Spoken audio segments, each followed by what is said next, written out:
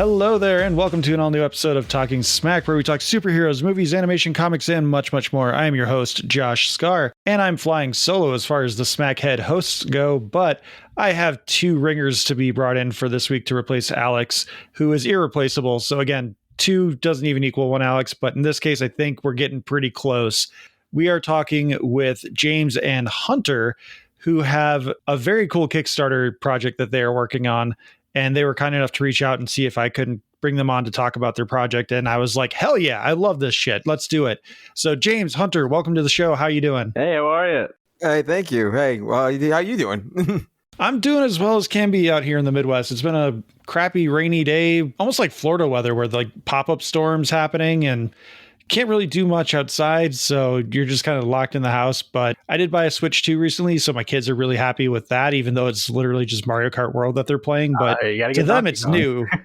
Yeah, exactly. That's awesome, though. To me, it's another 3D Mario Kart. It's fine. It's Mario Kart, but for them, it's like brand new. It's the biggest thing in the world. So, oh yeah, of course. At least watching them have fun. It's funny because like that's the only reason I would buy a Switch 2 is because of that game. I'm like, hey, that's what Donkey I wanted Kong, for. that new one looks insane. I'm very excited for the new Donkey Kong. Donkey Kong Bonanza comes very highly recommended from one of our other co-hosts, Matt. He absolutely loves it. If you like Mario Odyssey, it's like that, but even a little bit better from what he was saying.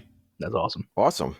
James and Hunter, you guys are working on a comic book. You're working on a Kickstarter. Let everyone know a little bit about what the pitch is for Nebulon.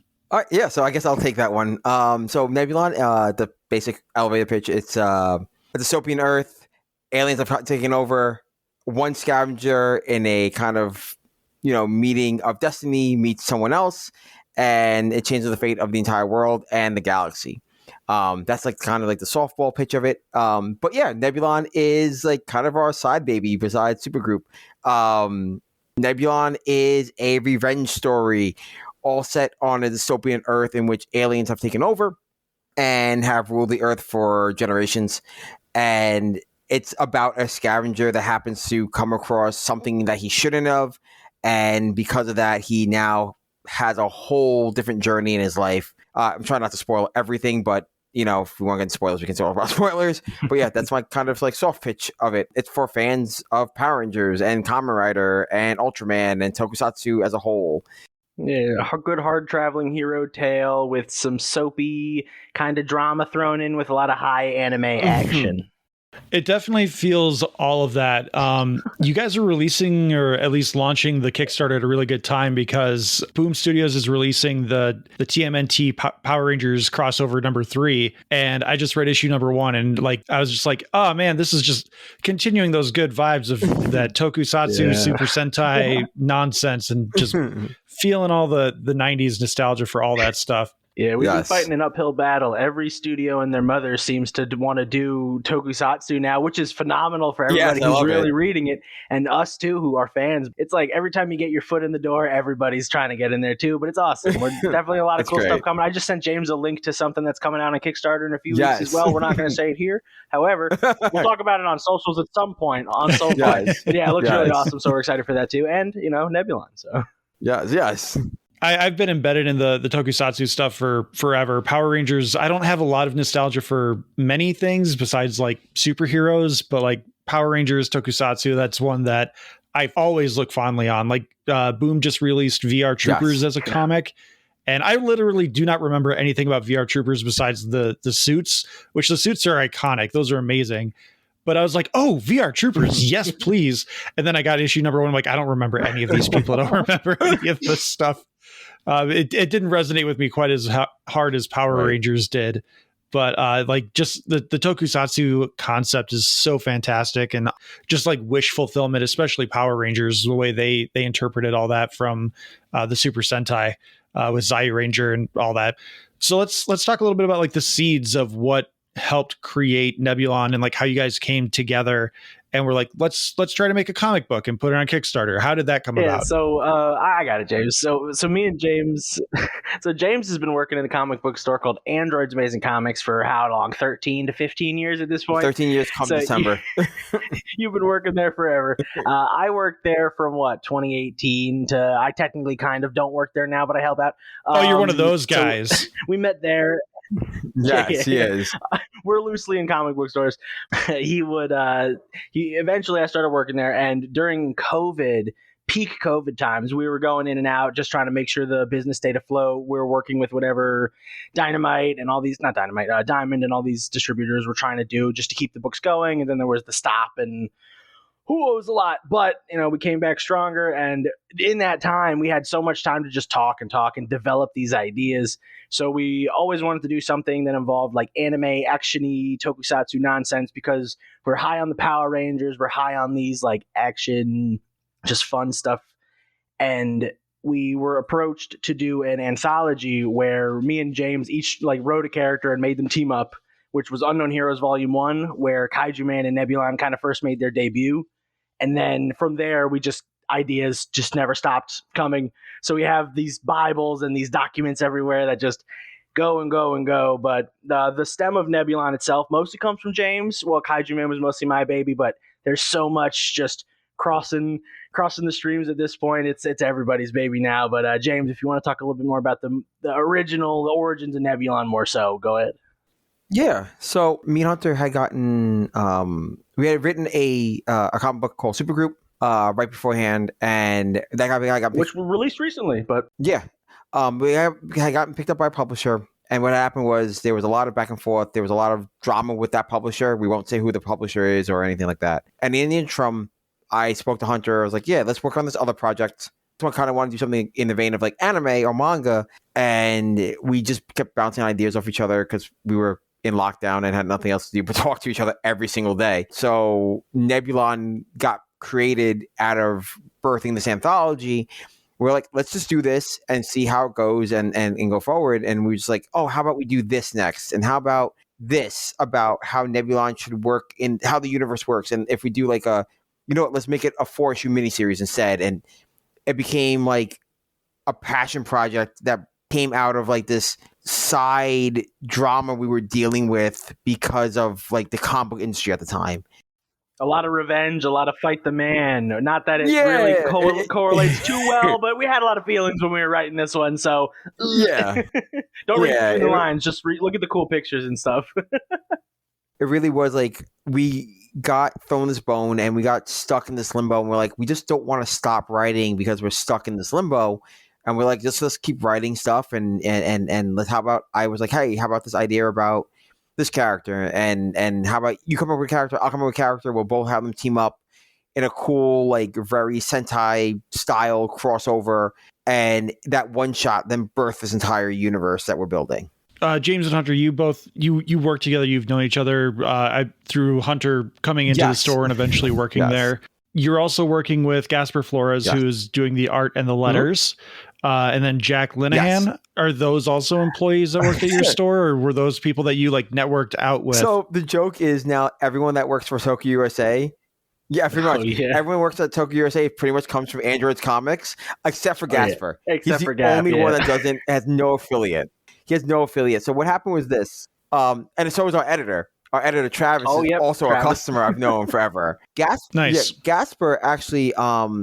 I used to follow his art on Instagram years ago. Yeah, he cut out on us. So I'll continue until he pops back in. So Gasper, we found while we were looking online for some anime style action. We found him through Twitter at the time, because now it's X or whatever. But we found him on Twitter, and he was doing a Spider-Man's. Oh, okay. And he's back. He's going again. All right, so I'll continue a little bit. So with Gasper, he was doing a crossover with My Hero Academia and Spider-Man, where he was basically just making Peter Deku, or Deku Peter, or whatever. And the art was just exactly what we were looking for. And it had like, because we're not doing it a manga style. It reads like a comic book, but we have such a manga style like look to it. So we really liked what he was doing. And then we had originally, if you go back into the preview book, we had one of my buddies, Carmine Bellato, do some of the coloring on those. But with this new one, he had to take a step down and start working on some of his own stuff, along with, his real job. And then as we got Jack on board, who was already doing stuff. He recently released a book called Into the Foundry, which is on Global Comics, and you can go check it out. And Jack's posting everywhere. But he was originally working on that, so he didn't really have enough time to help us out until we started doing issue 1, where now we have him and Gaff and Travis as our editor. So the two that are from the comic book store, besides myself, are Jack and Travis. And then Gaff comes from just networking online. And then he actually now lives somewhat close to where I'm at now. He's like a few hours away from me instead of being like 15 like it was before. So we're all kind of stationed together-ish. And it's a nice little group we have going with Tokyo USA. We have a few others, but they're just currently not on this book right now. And James is back. Yeah, I'm back. I've been back for a little bit. Yeah, I took like one step sideways, and then the internet went out for a second. I was like, "What is happening?" That happens. And I'm like, my thing has full bars. So good. I hope I answered your question. Yeah, you answered it in place of James very well. I tried. You want to talk a little bit about Tokyo USA? Yeah, James. That's one I've been trying to figure out how to pronounce. Yeah, so we try our best to. Yeah, so I just call it Tokyo USA. We have to do the two U's. I just think it's clever and corny, and that's me being me. Yeah, so Tokyo USA. I love the name. I just wasn't sure if it was supposed to be like Toku USA. It's a tongue twister for the. There's an invisible U in there somewhere. It's invisible. We don't talk about it, but it's there. Yeah, we don't. So Tokyo USA. When we created the Nebulon one shot, we were just we asked everyone in the anthology. We're like, all right, everyone comes in with their own publisher name. Everyone had like an established publisher name, except for me and Hunter. And we're like, I was like mowing the lawn one day, and I came up with it. I texted Hunter, like, this is the name of our company. This is what we're going to do. Yeah, he's like, does this work? I'm like, it totally works. Like, it looks nice. Let me make some like really bad logo that we had on one of the other books, and now we have a really good logo now. But yeah, we cobbled something together real quick for the anthology, and then now we're rolling with it. Sure, the invisible U's there, but it's nice. Yeah, super cool name. So props to that one at the very least as well. Was there a discussion to release Nebulon as maybe a webcomic series, something similar to Solo Leveling, or was it always envisioned as a comic book? When we before you even wrote anything, we joked about it being if we ever wrote it as an ongoing, it would be an ongoing comic series. But then we realized we don't have money or time. But we have time, we just don't have money. Yeah, we didn't have money for let's do an ongoing. Yeah, because we had that other book that we were still slowly working on, and then of course ideas never stop. So we never actually talked about it being a webcomic. We kind of always wanted it to be like an in-store comic. Yeah, we're traditional comic people. Yeah. I know I have a graphic novel collection and I don't buy floppies, blah, blah, blah. However, I love making the floppies themselves. That's fun. I love getting them in hand. I love seeing them on shelves. So we were really looking to get into comic book stores because retail, we're from comic book stores. We can't be like, we're only going to do digital only. We offer digital, of course. That's such a huge avenue of it, but we got to be retail. We wanted to do traditional comic books. Yeah. The physical media is very important still. So yeah, definitely. I love hearing that you guys have a passion for physical media. Thank you. We try. Yeah, it's tough. Amazon had a big sale. Ooh, Amazon boo. But they had a big sale on physical DVD copies of a bunch of Cartoon Network shows. So I had to scoop up a bunch of those because, oh my goodness, Warner does not like anything anymore. I know. So, as a collector of physical media, it's hard to not go with Amazon anymore because everywhere else is just dropping it. It's tough. If it's not spicy novels, it's nothing. True. Like I just Discotech is releasing a bunch of tokusatsu media now. They just announced Kikaider. I'm like, yeah, I have to buy Kikaider. I have to. They just announced the Digimon. Yeah, but at least it's not Amazon. No, it's not. It's Discotech, and I'm so happy. They're doing the Digimon volume 2 of the movies. So I'm like, yes, I gotta get this before I never see them again. So yeah, before they disappear into the ether. Yeah, Final Space and Infinity Train. What cartoons? Sorry. So in your writing process, or just in the inspiration for Nebulon, what? Yeah, so I'll split it into two. I'll take the first half, and Hunter, if you want to take another half of your inspiration. My inspiration, I always envisioned it as it's Venom meets Kamen Rider. That's kind of how I see it in my head. And of course, I'm a big anime fan, so a lot of the action sequences are over the top and big because they're anime stuff. So when I write it, I always kind of see it as it's Venom. It's Venom set and Kamen Rider mixed together. It's very much like Kamen Rider W, all mixed together. And I'm also big on the high action, high kind of stuff is happening. Our action scenes are some of our favorite things to write because. So what I usually try to do is I'll set up the action. I'll be like, all right, we've had a few pages that are few stuff's going on, but it's mostly kind of narrative. We need a good action piece now to kind of keep the flow going. So I'm going to say 6 pages. This is how much action, not straight action, but like higher action we need. And we'll go back and forth on that. But we try to block out a bunch of action pages initially. And then sometimes we'll stretch it, sometimes we'll shrink it. But we try to get as much flow as we can. And then we have Gaff, our artist, kind of retool it. Because we're just the writers. We don't have too much artistic flow. So we'll try to, set it up to where in our heads it kind of makes sense visually to follow, like how the eyes are supposed to follow a comic book.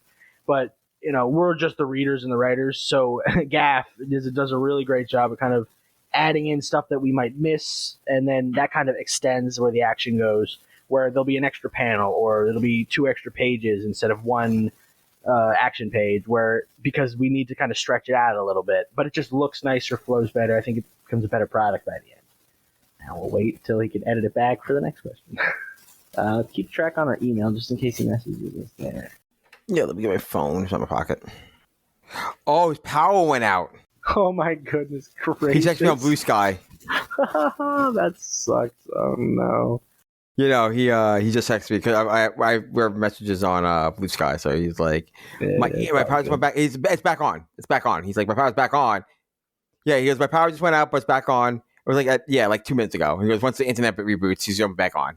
All right, so we hope then I'll tell him we answered his question. Edit around what you can, or ask it again, and I'll try my best to be as cool as I sounded before. Yeah. Oh, there he go. is. Hey. Yeah, sorry, my power went Yeah, out. I got the message, and I was like, no, I wasn't looking at my screen. I was just like kind of not trying to get in my own head so I could finish the answer. And then I looked over and I was like, he's not there. I'll just finish the answer just in case the editing process is better that way. So there is a finished answer there.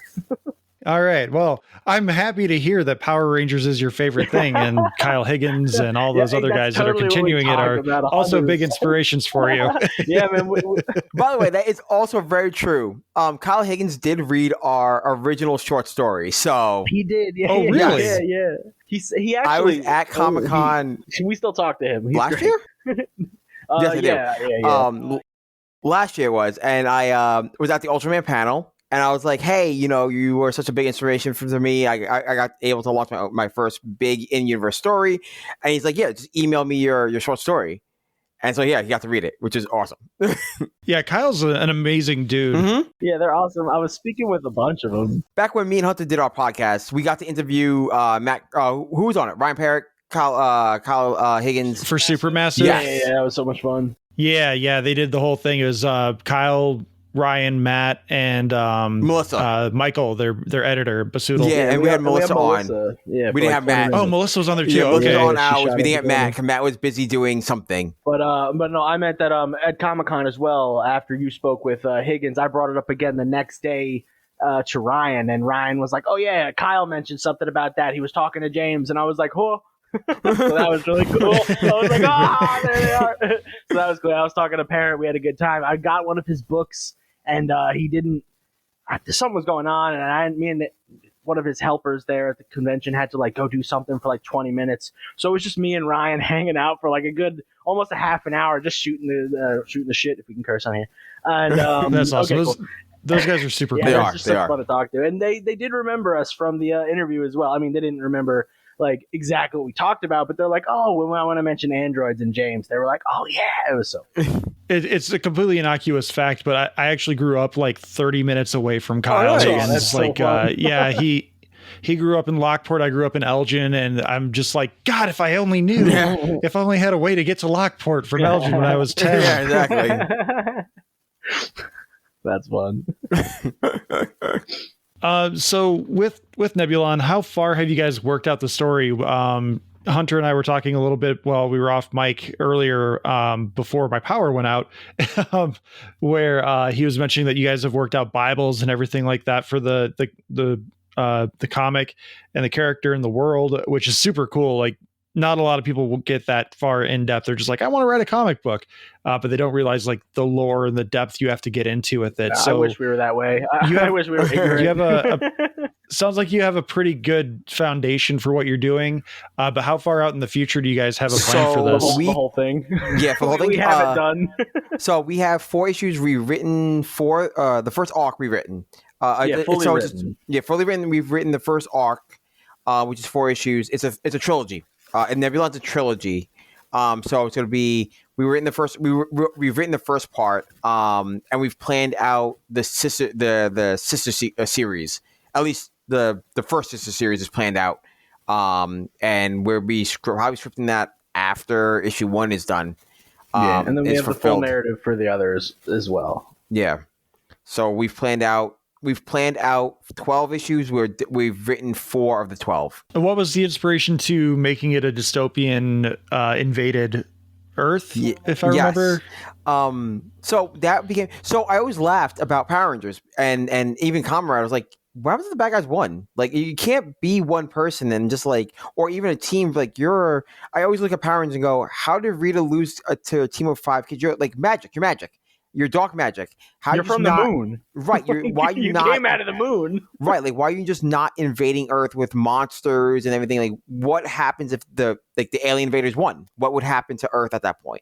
That's where the story went. Like, all right, the Earth is already taking over. There are no heroes here. This is when heroes can be born, and that's where Nebulon comes out of. There are no heroes that exist beforehand. There are no heroes. I mean, there are currently heroes that are happening now. That are popping up during this generation, but there are no heroes before that. And not active like Batman or Superman. Like they're just this will kind of spark if any were underground. Oh, let's rise up and kind of we're going from revenge to resistance pretty quickly in our 12 issues with any ancillary media we do as well with it. But yeah, it really is like what happens to Earth when the aliens win, and how kind of society, like other series will also help cover. There's a spin-off series called Mosfer that will cover kind of other parts of the world in it, because like Nebula is very American based.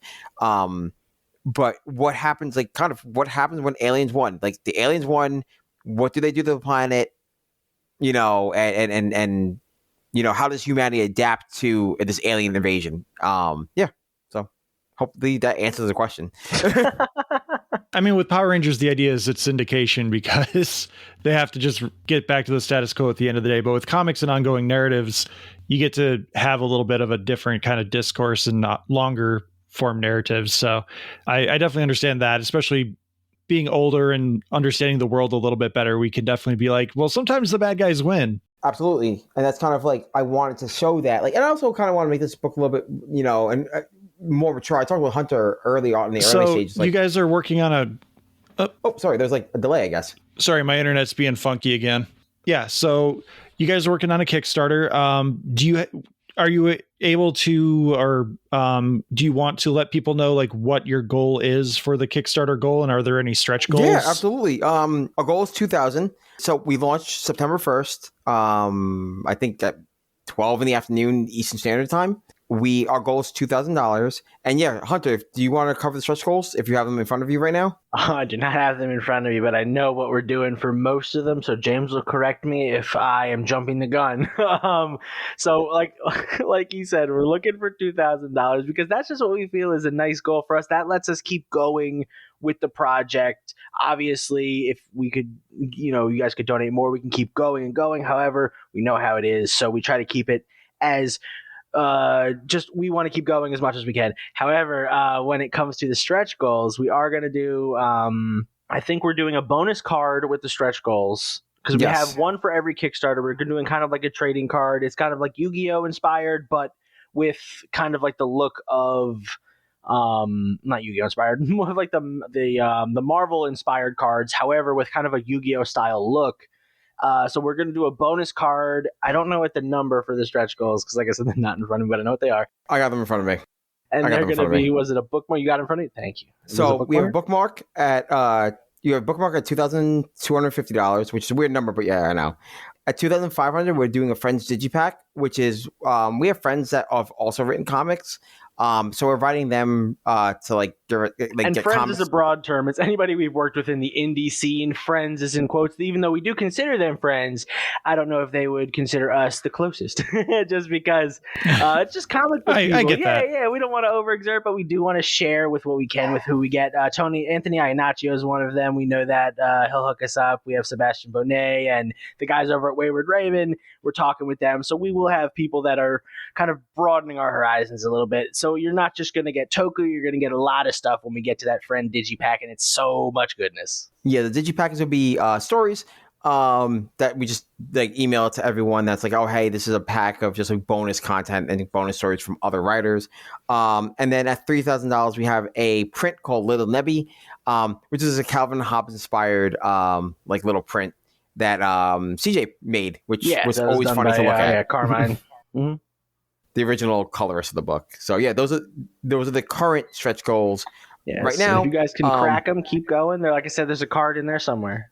At 50 backers, everyone after 50 backers is getting a card. That's what it is. Okay.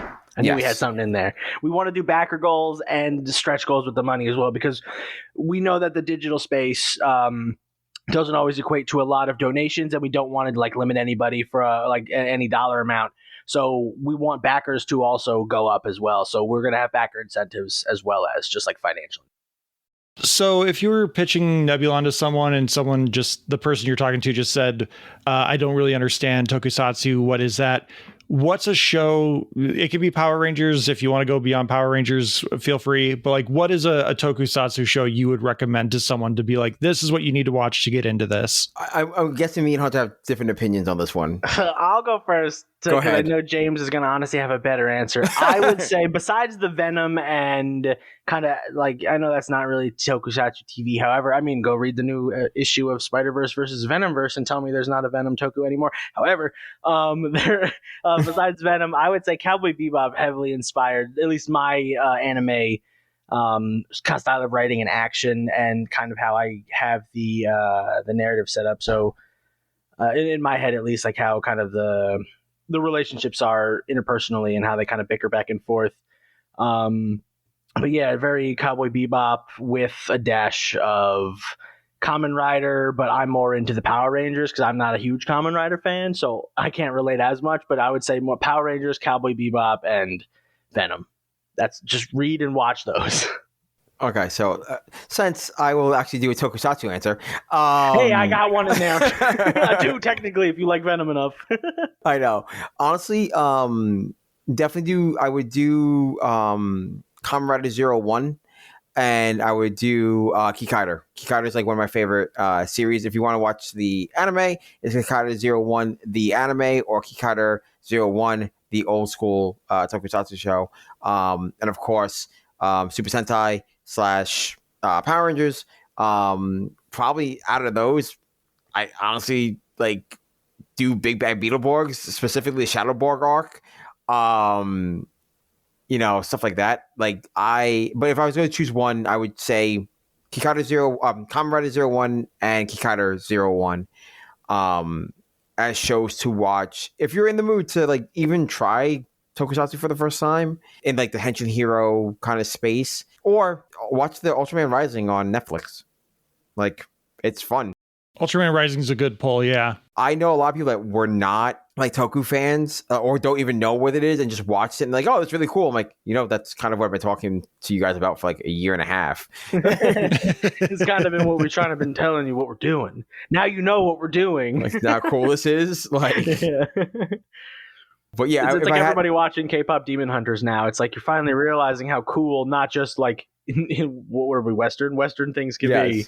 Yes. So I was like, yeah, you can do that. Yeah, but yes, I would do Kickstarter 01 or Kamen Rider 01 as like a jump in. Kamen Rider 01 because it's a little bit more mature. There's a lot of comedy in it. But it's goofy comedy. So, but also, but do not let that weigh down any heavy moments we have. Right. I will do a tiny spoiler. Issue 3 gets a little heavy. No, that's the spoiler you get. But we have. That's always the best, is when you're able to balance out that humor with the drama. It's the inverse of Marvel, where Marvel doesn't do drama. Like they try to steer away from the drama, where you need to let the humor build up the drama for when the dramatic moments happen. We sprinkle the drama throughout issues 1 and 2, and obviously 4, but 3 has a very big, and I think you guys will be able to tell kind of what we're talking about when we get there in the future, that if we get to make it. However, holy moly, you guys will let us know, but I think it was done well with our blend, and we don't show anything too terrible. We're not, oh my God, it's just violent. No. Yeah. No, it's and you're right. There is a mix of blend of drama and comedy that you have to hit and be a very fine line. I mean, you guys are going to tell us, you guys are going to be able to tell us if we do it well or not. So since it was brought up, I do have to ask, how far into the K-pop Demon Hunters rabbit hole are you guys? I haven't watched it yet. I have not watched it yet. I have a 3-year-old at home, so it's really hard for me to find time to like sit down and watch things by myself. Me and my wife are going to go see the theatrical sing-along once they release it. So we're going. We're all in. We hope those sequels get greenlit. We'll watch that really bad Netflix live action one if they do it. We're in the sauce. We're there. I hope they don't. I hope they don't too, but if it unfortunately comes out, I'll watch it. Like, because they'll probably get the actual band, so hopefully they can do that.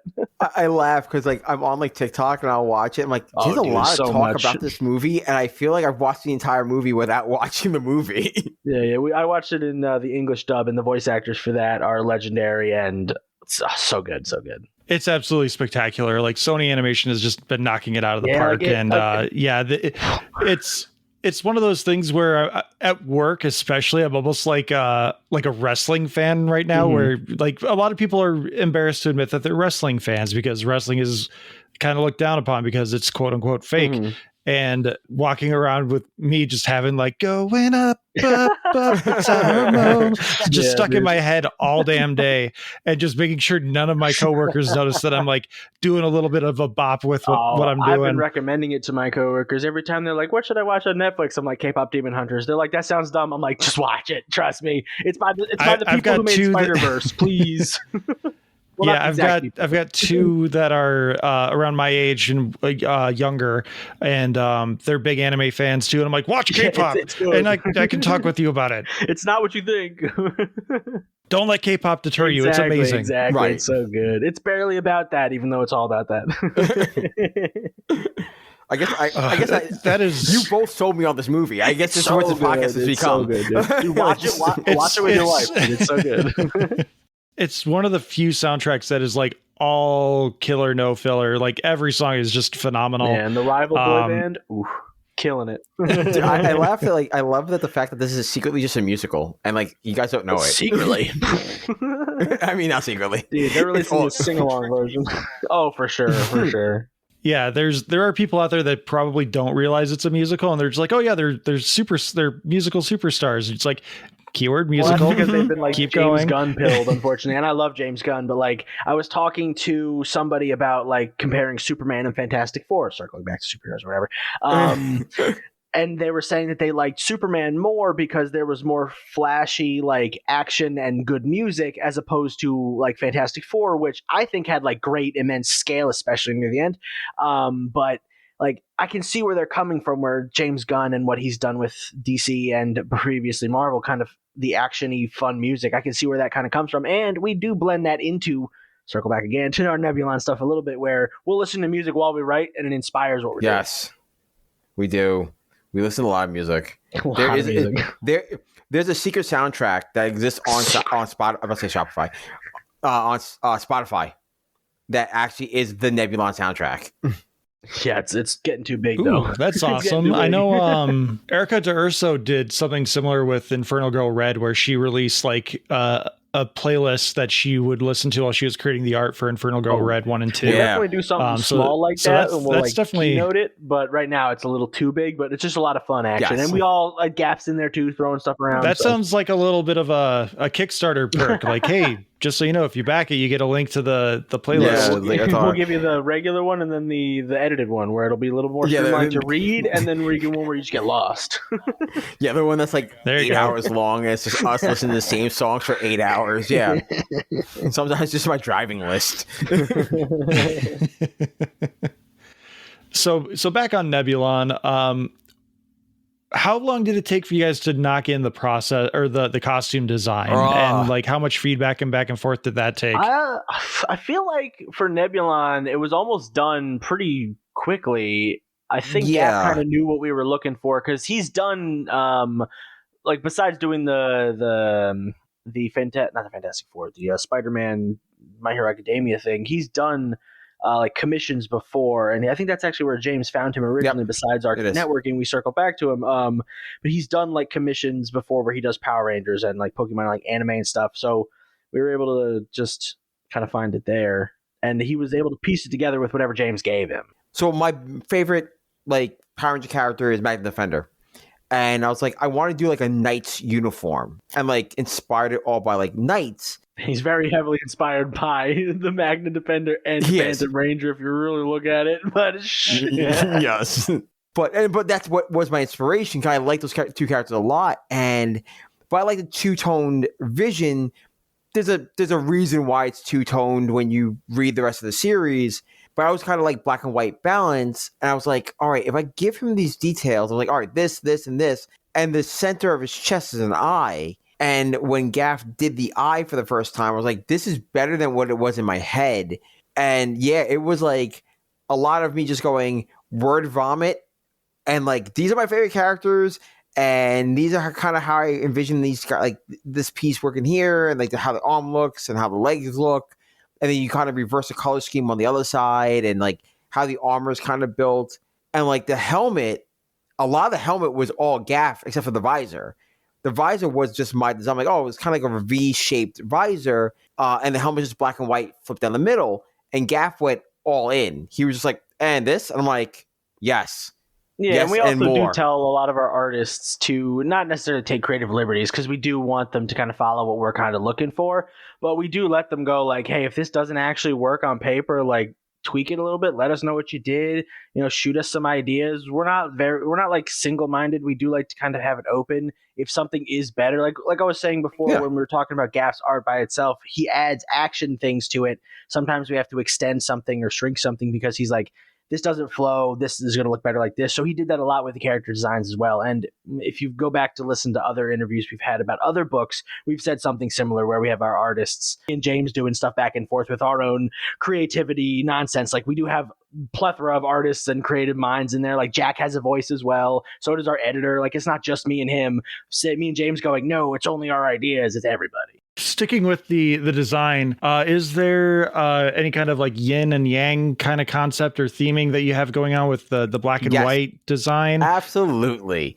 I don't want to spoil exactly why. We're not subtle at all. We are not. But there's a big reason why it's black and white. And as the series goes on, you'll see why. There's actually a big Easter egg that kind of tells you, like kind of foreshadows kind of what's going to happen.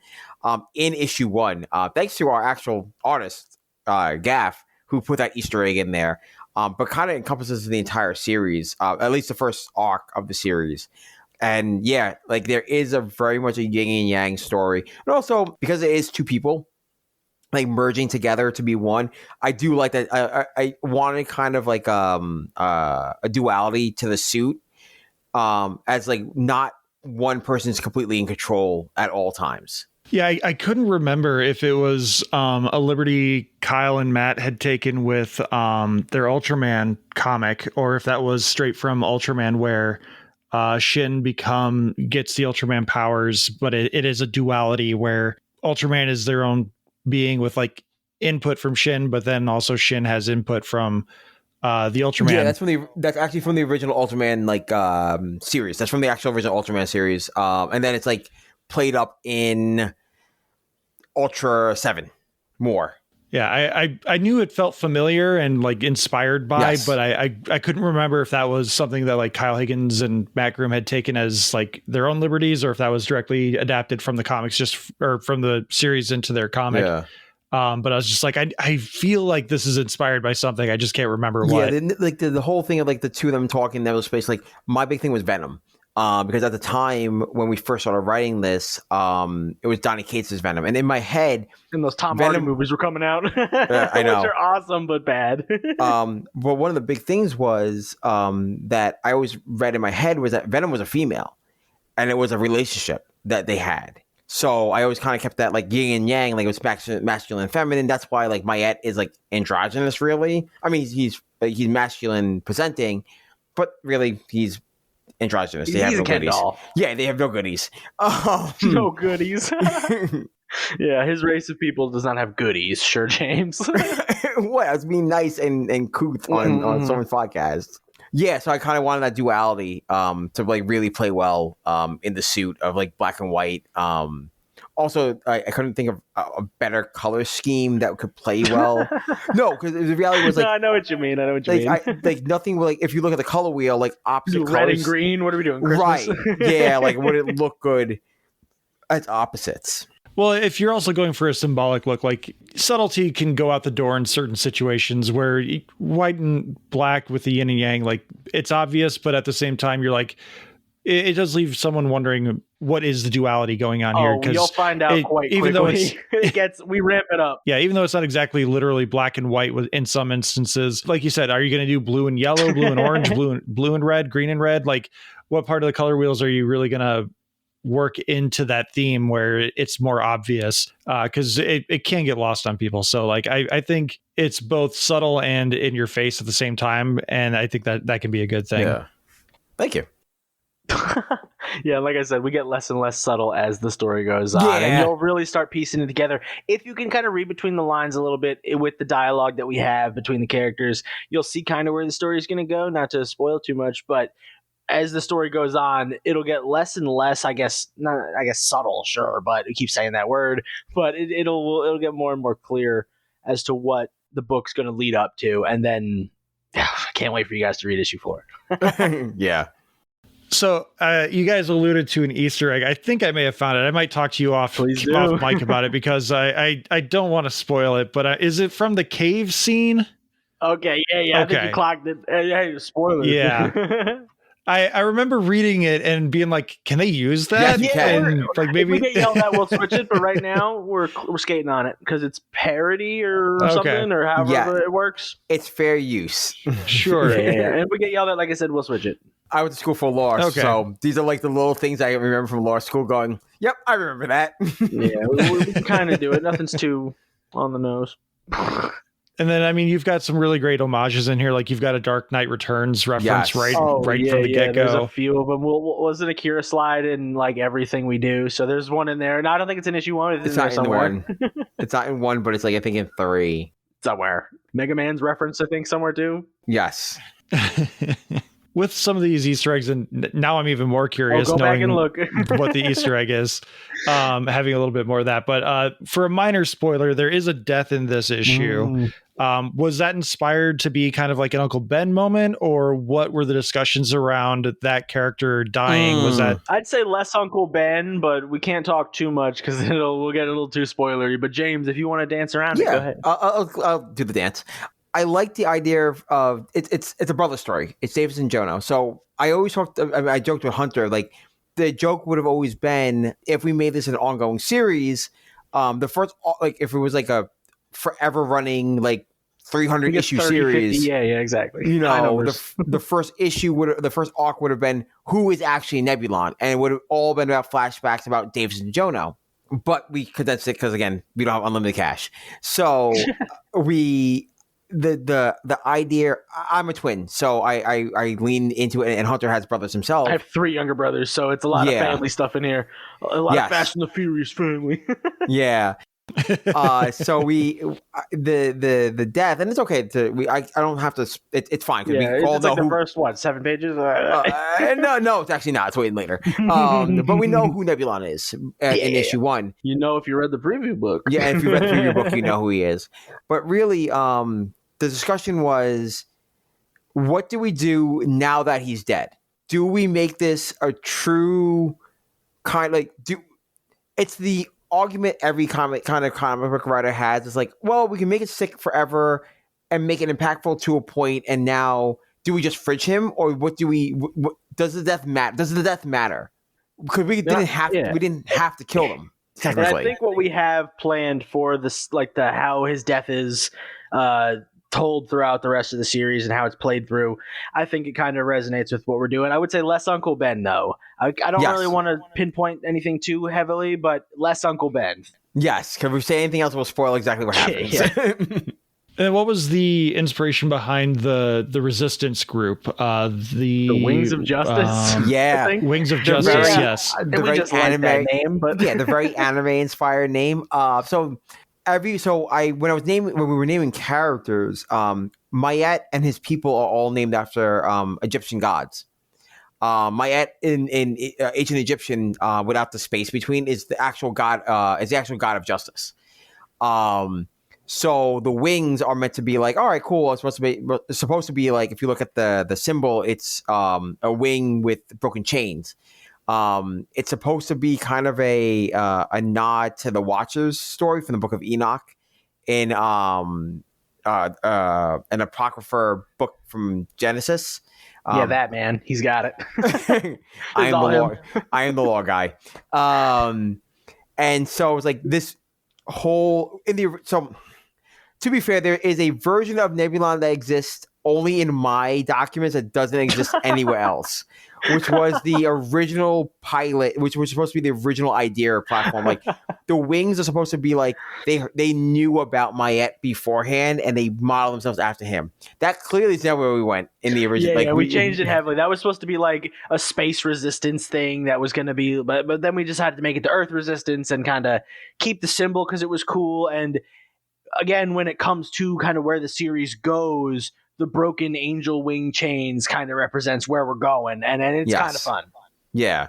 So like in the original, like, unused pilot, like the original, it's meant to be something else. It's meant to be something else. It's meant to be Silverhawks. It's meant to be like it's meant to be Silverhawks. Like they're space, like this is like out there all the time, and like, and Matt, Matt is a space god, and like. Yeah, I was like, we turned it down, like, less Evangelion, more Venom, like, Venom and Silverhawks and Nova and aliens. Yeah, if you're going Evangelion, you're definitely getting into a more niche reader. We decided to drop it because I was like, James, you're restricting your reader log a little bit. I was like, James, we can't have this and then also be like, but God, though. We dabble with it a little bit. Obviously, in the first issue, you'll see we dabble with a little bit, kind of the religious aspects because of the wings and the breaking the chains. But it does circle back very quickly. Yes. Reading the preview that you sent out, the wings with the broken chain, I thought that was just Davis's branding. Like, he's got that tattooed on his shoulder. Yes. So with that being the Wings of Justice logo, is Jono just really that dense that he doesn't realize his brother has a tattoo on his shoulder? Actually, you know what? That's the actual joke that me and Hunter have been joking about. Like, does he not realize? Like, no, he's actually that stupid sometimes. He's just ignorant. He's kind of like, he's got like Naruto vibes, like very early on, where he's just kind of like, I'm here because life sucks and I'm just kind of living and my brother's here and we're doing what we can. And then very quickly that turns into Jono's got to really figure his shit out. Yes. So he very quickly snaps into reality. So, like, if he really started picking up early on what was going on with his brother, he would easily have been able to kind of not necessarily divert the situation, but maybe have survivors. But yeah, Jono's a little dense, and he gets less dense as the series goes on. Yeah, it's really meant to be like he's kind of dumb. Like, he's kind of dumb when he doesn't realize, and it. Well, he's also youngish. Yeah, he joked can drink, but like barely, and like because of how the laws and the kind of social norms of apocalypse, like, because he's from, where is it? Something Bay, Arizona Bay. Yeah, because Arizona got wiped. And so did half of the Middle West. And yes. I think you might be gone, Josh. You might be gone. I'm sorry. We do have a map.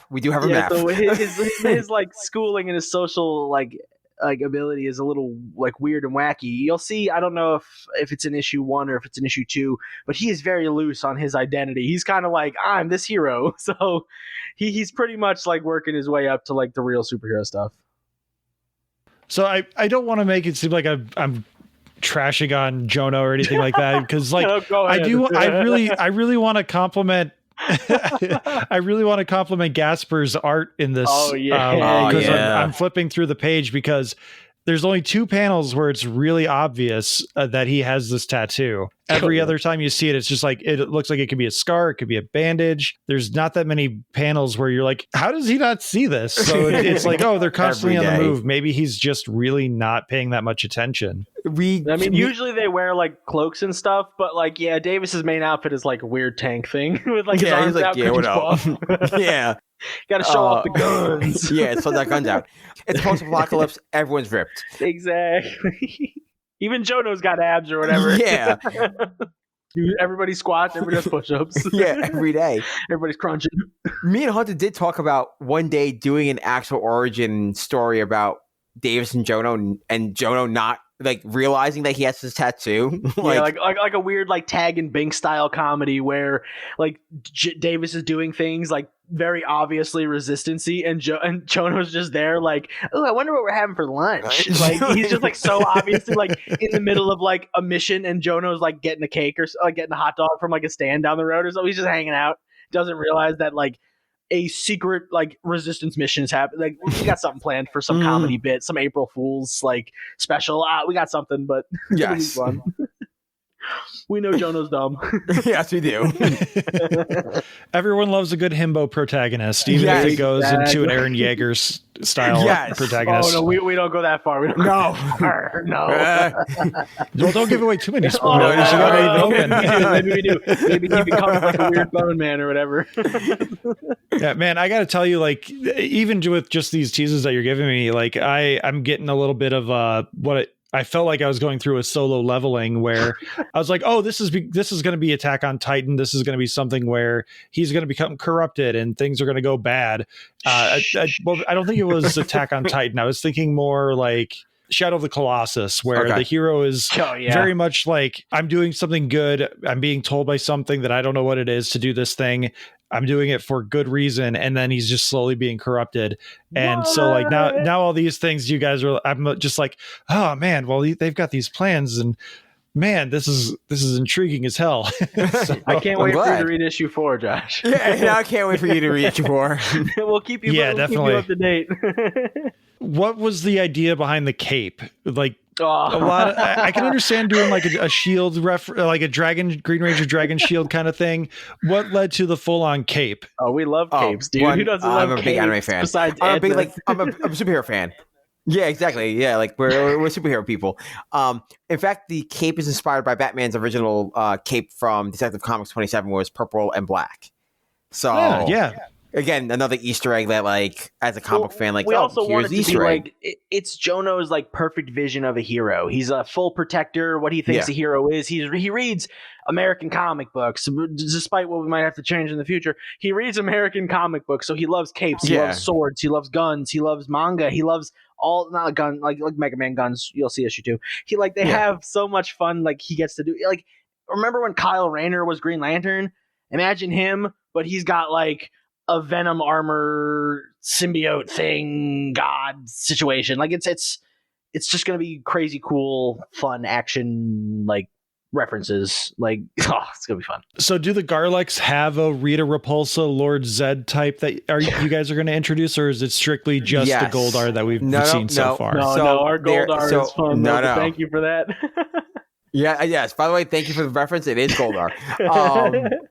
Yes, there is. The preview books we sent out have the last 4 pages missing, or last 3 pages missing? You said 5. Yeah, we kept the big spoilers. We kept the big spoilers away just in case. Yes. I mean, we trust you, Josh. Yes. Just in case. Yes. We wanted to keep them out I might have let one slip here and there because again, it's fine. Yes, there is someone. I'll talk about it here. He's named, I think, in the preview. He is named in the preview book. That's why. There is a god emperor named Terex. He's the guy that rules the Galaxian Empire, and he's based on Earth. He's on Earth. He lives in Spiral. He lives in Spiral City, which was Manhattan. He's like Mum-Ra meets Zed. Yeah, he's Mum-Ra meets Skeletor meets like weird ancient aliens reptoid type of thing. And Zed because Power Rangers. We always circle back to Power Rangers. Yeah. He does exist. He's referenced a lot. And you'll see you'll see him. You'll eventually see him. That description, I'm forgetting his name, but the description is kind of reminding me of the the head lizard guy from Dino Riders, but I'm forgetting his name now. I mean, he's got his own like future armor, but I'm thinking Mumra and Skeletor, and I'm just like, that's kind of the guy from Dino Riders, but I also just constantly think about Dino Riders because I don't know how they haven't made a live action Dino Riders yet. One day. There's a lot of IP out there, so one day. Oh, dude, I'm looking at, he's at the purple armor with the helmet.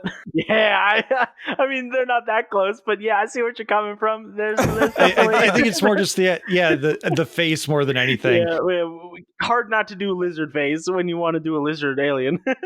Yeah, we joked about we're like, all right, Reptoids are gonna be the bad guys. I just really like Bosk a lot, so I was like, I want him to kind of look like Bosk.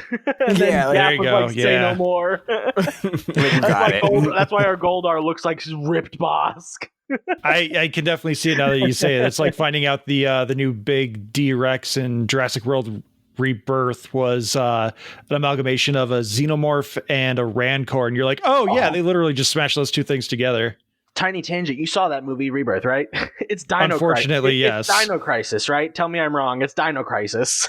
You're not wrong. Thank you. It's Dino Crisis. Dude, Steven Spielberg told Garth Edwards, he was like, take everything that involves Jurassic anything and strip it away. And I was like, so you're just make a Dino Crisis movie, please. But whatever. That's what I was thinking when they were talking about making the dinosaurs in Jurassic World like government items and like weapons of war. That's the word I'm looking for. Like, just do goddamn Dino Riders. Give me my dinosaurs with battle armor. Exactly. So One day they'll figure it out. So I don't want to get too deep into spoilers, but we've gone pretty far in. The eye injury, or I guess that's his morpher, which is really kind of fun. What was the idea behind giving him the injury that is also his source of power? Just looks really cool. Well, no. Besides the basic answer, like, yes, one, it does look really fucking cool. I love it a lot. But I didn't want to be like, well, because I was like, all right, how am I going to get these guys bond? Like, when we were writing the story, it was like, all right, I want them to bond, but I want it to be like an actual like traumatic event that bonds the two of them together. I was like, oh, all right, let's not make an actual item for them to transform, because like it's been done and it's kind of hard to create a unique, and that can be stolen.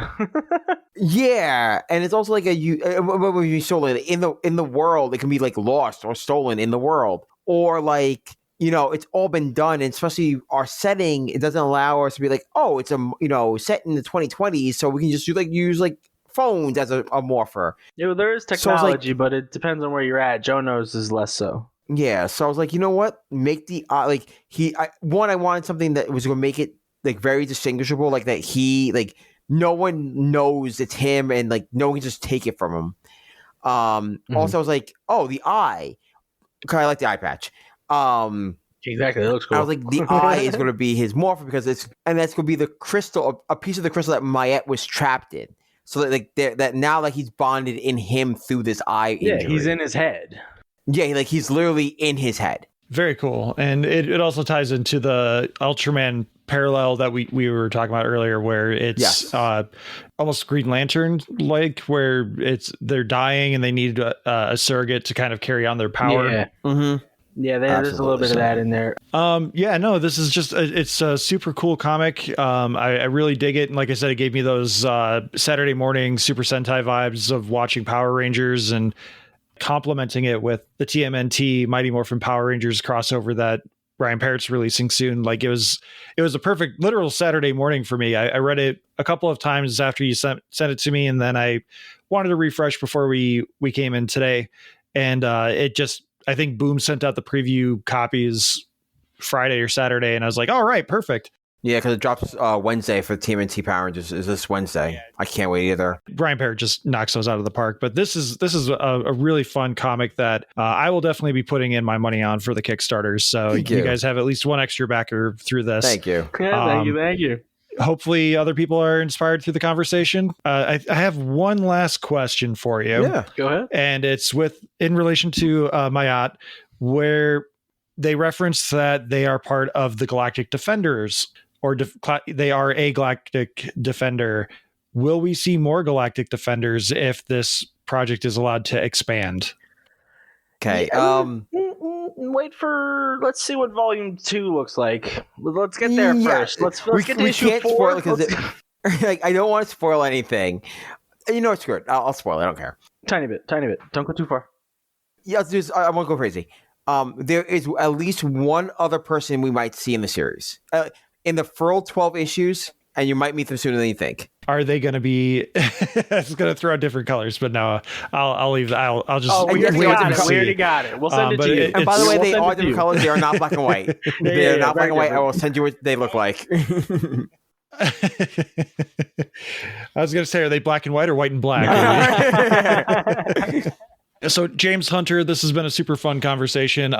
Technical difficulties included. It just makes things a little spicier for us and for me in the editing booth. But this has been super fun. Please let everyone know where they can find you on social medias, and I will already have the Kickstarter linked in the episode description, so you don't need to worry about that. Just let everyone know when it goes live. Awesome. I'm James. It goes live September 1st at 12 noon Eastern Standard Time. I am on all social medias as Vega Lawless 1226.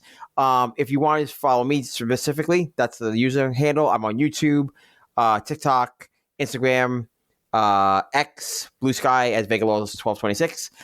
If you want to follow Toku USA Studios, it is Toku USA Studios on Blue Sky, Instagram, and on X. And on Global Comics. So yeah, you check us out there. If you guys missed our last Kickstarter about the preview book, you can actually buy the digital copy of the preview book right online. We have 2 versions. We have a deluxe edition that includes a bunch of cool specials that Hunter meticulously put together, which was really cool. And a standard version that has a couple of black and white pages of extra material. Check us out all those socials. And yeah, Hunter, where they can find you. You can find me at Scruffy Moose Man on most of the social media platforms. I believe I am at Scruffy Moose on Blue Sky. But if you follow me on Instagram, I have a link tree in there that has everything you'll need, including the Nebulon #1 Kickstarter pre-save link and the Rise of the Flightless Penguins versus Robots book that I was luckily to be a part of with my story Penguinomicon with Luke W. Henderson on his itch.io. You can check that out through my link tree, like I said, on Instagram at Scruffy Moose Man. We got so much stuff going on with Global Comics and Nebulon. Cannot wait to do more. If you like what we're doing with the preview books and stuff, and with the rest of what we have teased up on any social media platforms, please let us know. Share, follow that social media for not social media. Follow the Kickstarter link, please. We want to get those numbers up so when we launch, you guys can show up and really take a look at what we got. It's going to be awesome. Definitely do it. I will be throwing my 2 cents in there, or however many cents I have to get my hands on these issues. You can find the link, as I said, in the episode description. You can also find the link to our Discord. Please join in on our conversations over there. It's the easiest way to have one-on-one conversations or group conversations with the Talking Smack team. You can find us on all the social media platforms at Talking Smack Pod. That includes Blue Sky, Instagram, Threads, Facebook, YouTube, and TikTok, which again, TikTok is kind of barren for us because I don't have time for video editing. Email us your thoughts, questions, reviews, anything you have regarding the podcast or things you'd like us to talk about at tsmackpod@gmail.com. Thank you to Leo Allen for our musical themes, Beppo for our original avatars, Retro Ale Studios for our Ricky avatar. Please like, subscribe, rate, review on your podcatcher of choice. If you're watching on YouTube, please hit that like button. Please hit that subscribe button. Thank you for listening. James Hunter, thank you again for your time. And hopefully, fingers crossed, this Kickstarter goes well for you. I'll be rooting for you. And hopefully we can talk again soon. Absolutely. Hey, thank you for having us on. Thank you so much. Oh, thank you. Truly. Yeah, thanks. And then I have one other request for you, and that is to close us out with our usual call to action, which is letting the listeners know what they should be watching. I guess watch Star Trek? Yeah, watch Star Trek, but specifically Lower Decks. Yeah, Lower Decks. Fair. Actually, yeah, I watched the entire... I do love Lower Decks, actually. It's the one Star Trek thing I'm actually really super into. But otherwise, watch Star Wars.